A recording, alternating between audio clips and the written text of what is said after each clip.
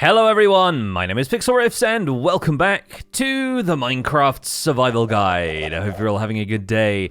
In today's episode, I'm starting off by actually doing some detailing and decoration for the Allay cave, where the Lazy River is from the previous episode, and I've decided to start decorating it with a pattern of tough and mossy cobblestone and a few other things to help this little structure blend in with the environment, because obviously right now it's kind of standing out as something that looks very plain and technical, and I want to make sure that it looks more natural. It's up here on the mountain, and the mountain really deserves to have some sort of like natural looking cave on it instead of something big and industrial. Like, I like how natural this area looks, and I don't really want to change that. So far I've just kind of made this quarter circle of tough, but I think it looks okay so far. It's sort of blending in with the landscape of the rest of the stony aspects of the hill quite nicely, and I think on top of this, I want to build a large custom cherry tree, and the roots can dangle down through the cave and maybe over the mouth of the cave a little bit, and that will disguise the fact that there is blue glass and water streams up there,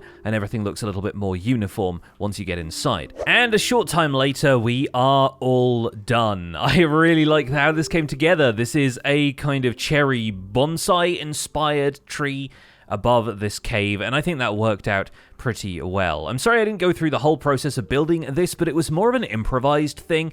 In future, we'll have tutorials for custom trees and a bit of landscaping and stuff like that. This is just something I had to do for me, because I've been doing a bunch of mechanical stuff recently, and I really felt like doing a little bit of building, but I'm trying to get back into my groove and decide what exactly I want to do with the builds around this area. I knew I wanted to keep the mountain natural feeling, so while I wanted to make something like a Pez dispenser to kind of accompany the mechanics of what we've got with our allay storage, I felt like something a bit more natural and something cherry tree inspired was going to fit. So overall though, I think I'm really happy with this. Nice use of cherry leaves and wood, and the mangrove roots dangling down into the cave. I also decided to expand a waterfall on this side and had a bit more tuff jutting out from between that to kind of split the waterfall in different ways. Decided to do that so that it would cover up the fact that from a distance you can kind of see the blue glass inside of there, and so the eye is sort of tricked into believing that that's just a bit more water, maybe a sort of mountain spring in there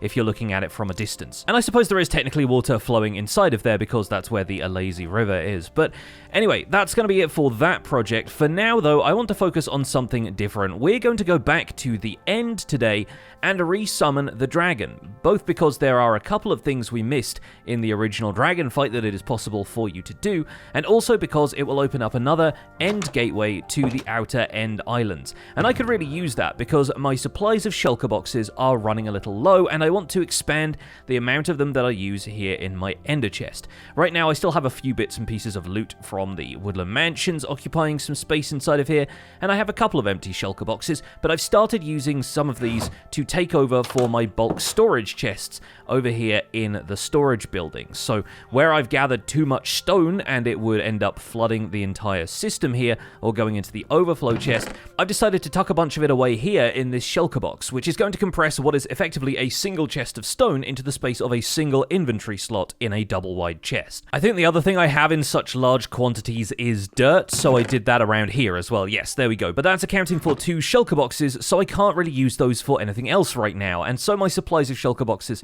are dwindling a little. So today we're going to return to the end and we're going to respawn the dragon. In order to do that, we will need a couple of supplies. First of all, we will need some eyes of ender, of which we have a couple in here, and we can always grab a few more by bringing some blaze rods with us to the end and killing a couple of endermen.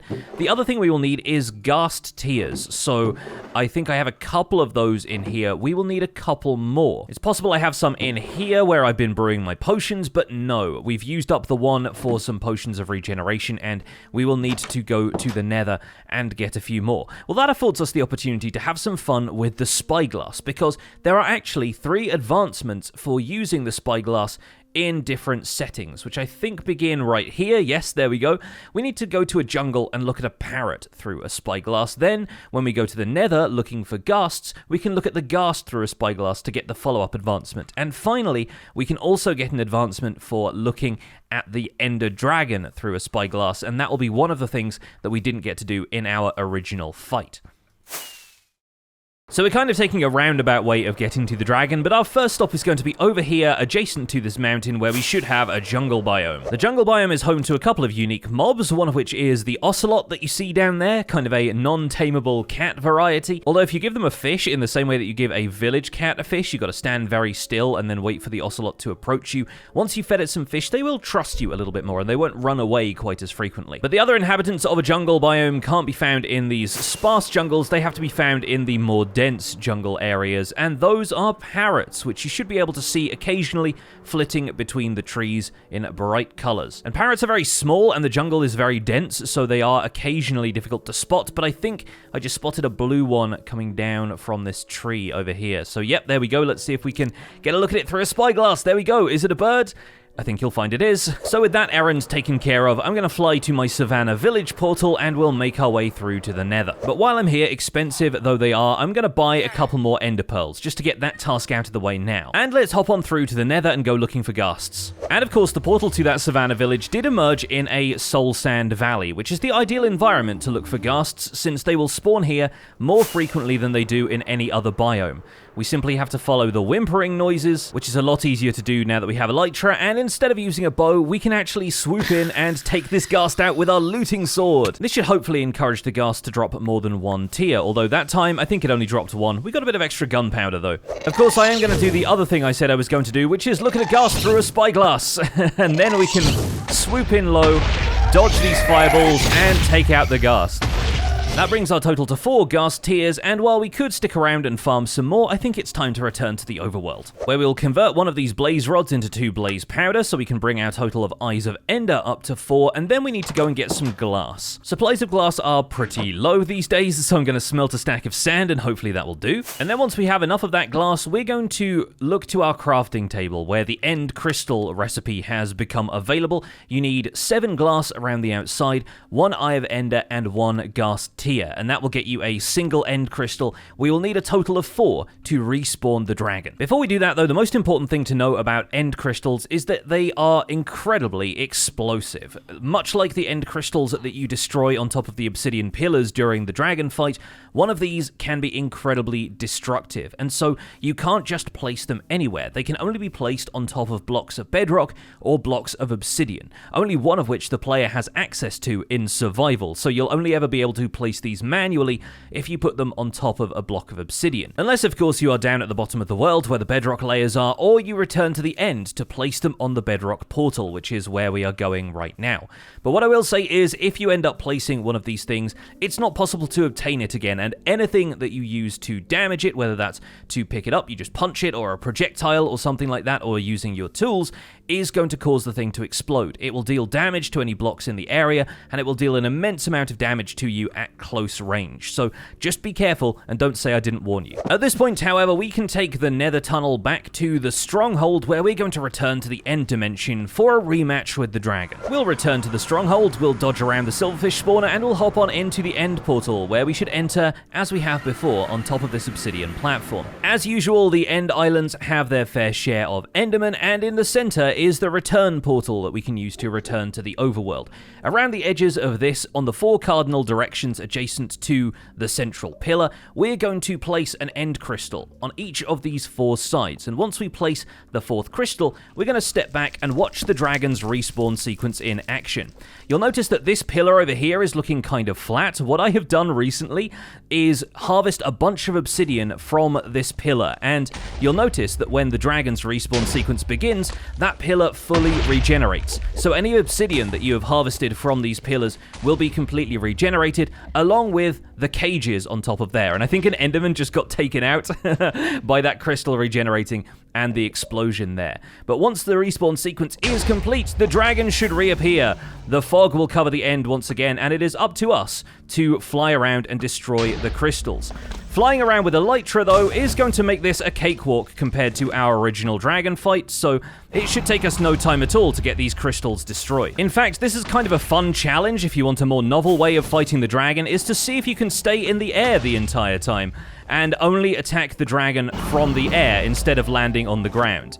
Now, I haven't brought enough firework rockets that I think I can sustain that completely, and it looks like we've just got these 2 caged crystals left. Because there are gaps in the iron bars above those caged crystals, it is possible to shoot them from above if you want to do an extra daring stunt, but of course it is always possible to shoot them from below as well, like we did in our first dragon fight, so there we go. I think I got that one. Yeah. But of course, one of the other things I said I was going to do is take a look at the dragon with a spyglass to get the Is It a Plane advancement, and that's completed the trio of advancements we can get by looking at stuff using a spyglass. The other thing we could have done, which I haven't brought with me actually, is get hold of some dragon's breath by bottling up some of the dragon's breath that lands on the ground when the dragon shoots its projectiles at you. I was pretty eager to get this dragon fight going, so I didn't turn the rest of that glass that we got today into glass bottles, so we'll have to come back and do a third dragon fight, but I'm fairly certain that's something that will be on the agenda later. At this point, of course, we have all the right equipment to take on the dragon, so I'm not all that worried about stepping in here and dealing a couple more hits of damage with the sword. There we go, and the dragon knocks us up into the air for a little bit of an extra boost, and we can follow it around with the bow, shooting at it as we go. Just be careful about colliding with the dragon while it's in midair, because of course it's still going to deal a fair amount of damage to you and knock you away pretty far. But our second dragon fight is already almost done, and I'm going to be looking to the skyline around here to see where the next end gateway is going to generate once we have taken out the dragon. Once it's on the portal, though, it's impervious to arrows, so we need to come in and finish the job at close range. We'll go for the legs this time, since that's a bit of a safer option for the dragon leaving the portal. Doesn't deal nearly as much damage, though. And there we go. That's our second dragon fight all completed. Now let's see if we can take a look around and get a bead on where our next end gateway has generated. Where's it gonna be? There it is, right over there. Okay, so a little bit to the, what is that? To the west, to the southwest of that central western pillar. You'll notice that this time we don't get nearly as much experience from killing the dragon either. Previously, it drops about 12,000 experience, which is enough to get you from level 0 to something like level 60.